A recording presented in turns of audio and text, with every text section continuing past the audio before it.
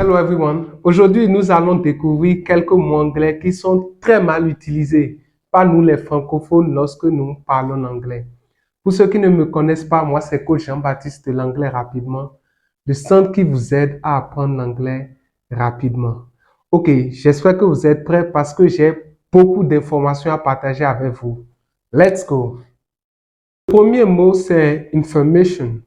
En français, on peut dire une information, mais en anglais, on ne peut pas dire an information. Donc, si je veux dire j'ai une information importante pour toi, en anglais, je dirais I have important information for you. Je peux également dire I have some important information for you. Maintenant, si vous voulez vraiment préciser qu'il s'agit d'une information, vous pouvez dire I have a piece of information for you. L'autre chose, ce mot ne peut pas être utilisé au pluriel, donc il ne prend pas de S. En fait, les anglophones considèrent les informations comme un ensemble.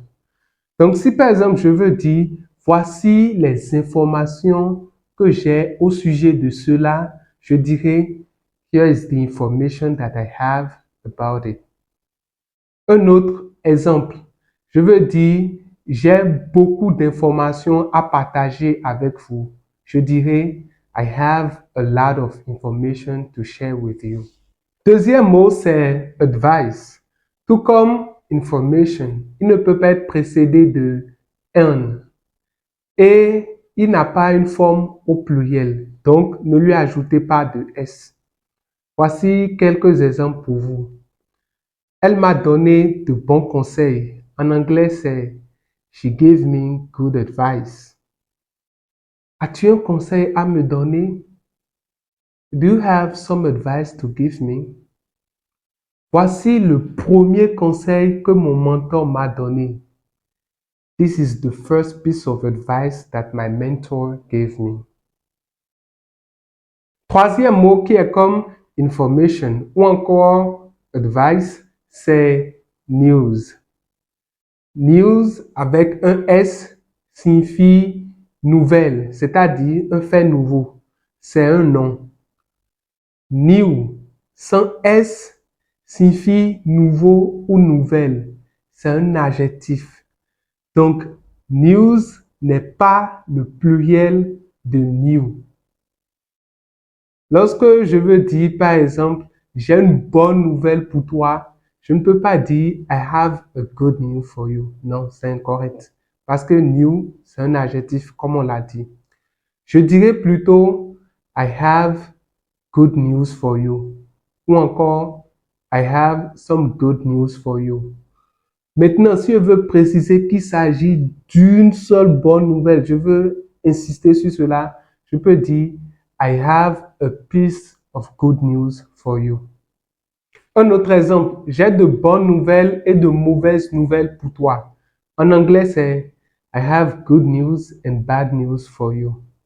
Les noms en anglais qui ne sont pas précédés de l'article a ou an et qui n'ont pas de forme au pluriel sont appelés uncountable nouns, c'est-à-dire les noms indénombrables en français. Et en français, on a par exemple courage, qui est indénombrable. Personne ne dira il te faut un courage pour faire cela. Et personne n'écrira courage avec un S dans la phrase. Il m'a fallu beaucoup de courage pour y arriver.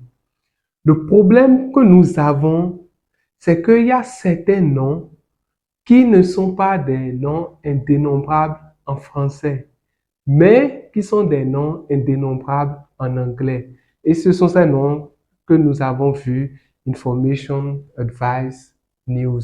Et il y a d'autres noms du genre pour lesquels il vous faut faire attention. Stuff, feedback, data, equipment, software, work, furniture.